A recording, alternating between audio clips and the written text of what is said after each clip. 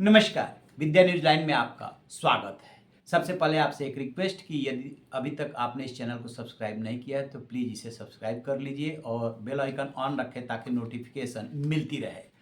दक्षिण की राजनीति में तूफान मचा हुआ है और ये राज्य है तेलंगाना। केसीआर राष्ट्र समिति जिन्होंने बनाया, पूरे देश में राजनीति करने निकले थे, 10 साल तक तेलंगाना पे शासन किया। अब उनके परिवार में ही कोहराम है।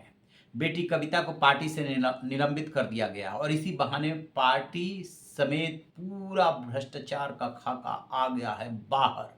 आखिरकार क्या हुआ ऐसा? कभी तो केसीआर की तूती बोलती थी, अब वो परिवार ही नहीं संभाल पा रहे हैं।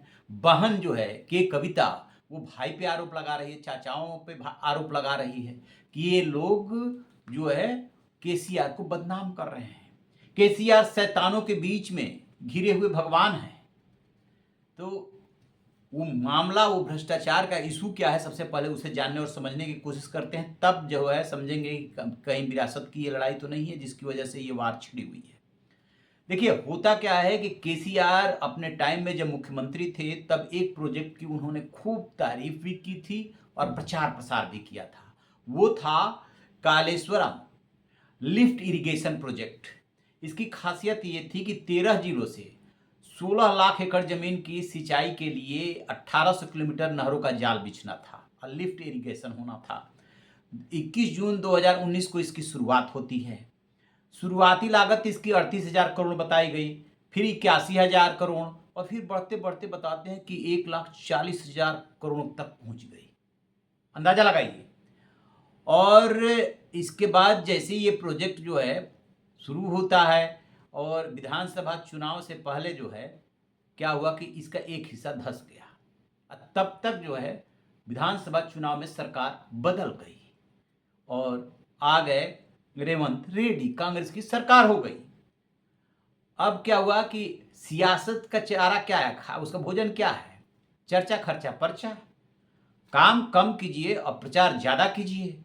तो उन्हें मिल गया बहाना। उन्होंने इसको लेकर के सुप्रीम कोर्ट के एक जज हैं रिटायर्ड पीसी घोष को जांच बिठा दी।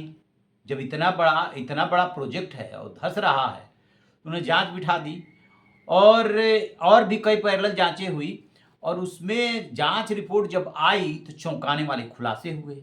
अब इसमें 3-4 लोगों का नाम आया।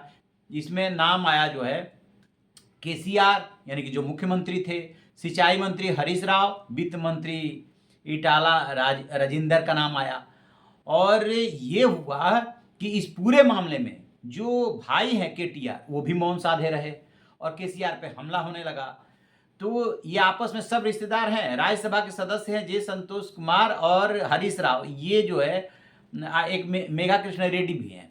तो ये जो है के कविता के भाई और चचा लगते हैं। अब बेटी के साथ क्या होता है कि दिल्ली में जो घोटाला हुआ, शराब घोटाला, उसमें जो साउथ की लॉबी काम कर रही थी उसकी वो एक तरह से सूत्रधार थी।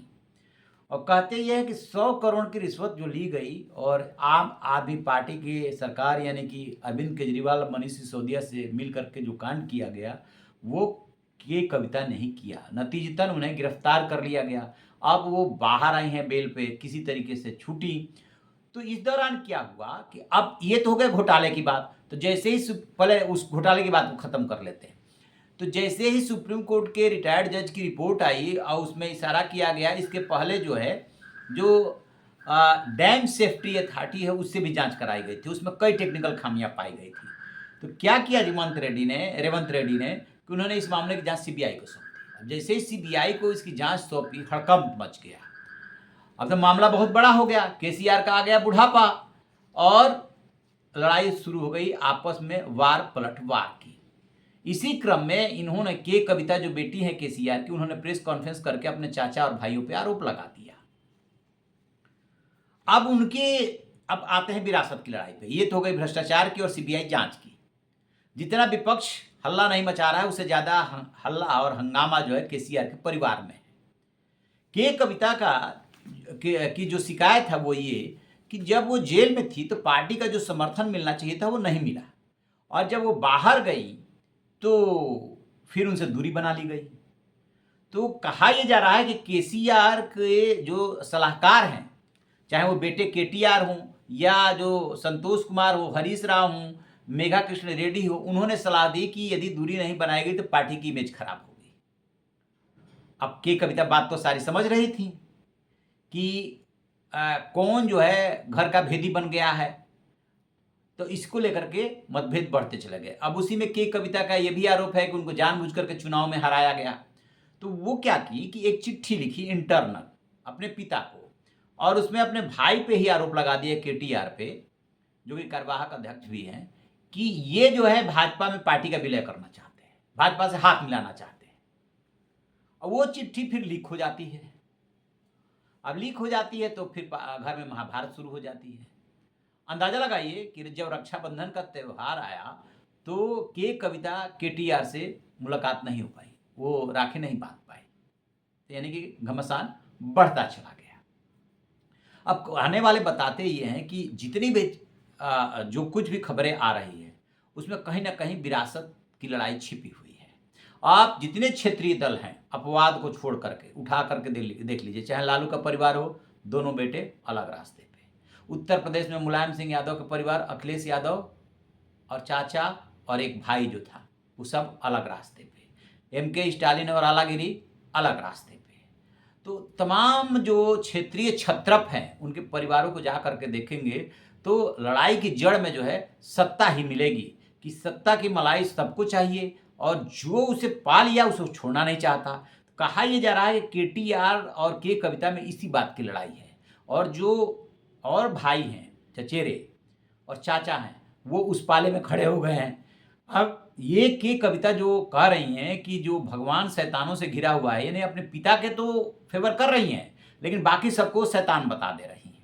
ये लड़ाई जो है विरासत की है, सत्ता में हिस्सेदारी की है, और अब वहाँ पे मामला गया है फंस। सीबीआई जांच हो गई है, केसीआर बूढ़े हो चुके हैं, ये लंबी जांच चलेगी। इसमें पूछताछ भी हुई थी, जो स्पेशल कमेटी बनी थी उसमें केसीआर से भी पूछताछ हुई थी, सिंचाई मंत्री टी हरीश से भी हुई थी, वित्त मंत्री टाला राजेंद्र से भी हुई थी। तो इससे होता क्या है कि आदमी अंदर से टूटने लगता है। वही हाल हुआ है केसीआर का। तो केसीआर ने पहले अपनी पार्टी का नाम तेलंगाना राष्ट्र समिति रखा था और तेलंगाना तक वो सीमित थे। तेलंगाना के लिए लंबे समय तक आंदोलन चलाया, आंध्र प्रदेश का बंटवारा हुआ, तेलंगाना बना। यूपीए सरकार ने सबसे लास्ट में यही काम किया था अपने शासनकाल में, और वहाँ पर जब चुनाव हुआ तो वो चुनाव जीते और 10 साल तक मुख्यमंत्री रहे। लेकिन अब जो है उनकी सत्ता से विदाई हुई तो लोकसभा चुनाव में कुछ नहीं हाथ लगा था, और विधानसभा चुनाव में भी बुरी तरीके से हारे। और अब जो है इतने लंबे चौड़े प्रोजेक्ट में जो है घोटाले का आरोप लग रहा है, और उसमें अब जांच आगे बढ़ती है तो कौन कौन उसकी जद में आएगा ये देखने वाली बात होगी। लेकिन सबसे बड़ी बात ये कि यदि परिवार में सहमति हो, पार्टी में सहमति हो, तो किसी भी आप समस्या से, मुद्दे से निपट सकते हैं। लेकिन यहाँ तो पार्टी में ही रार मची हुई है। अब देखना ये है कि बेटा बेटी में जो लड़ाई छिड़ी है उसका अंत कहाँ जा कर के होता है। आपकी क्या राय है कमेंट बॉक्स में जरूर बताइएगा। Thank you.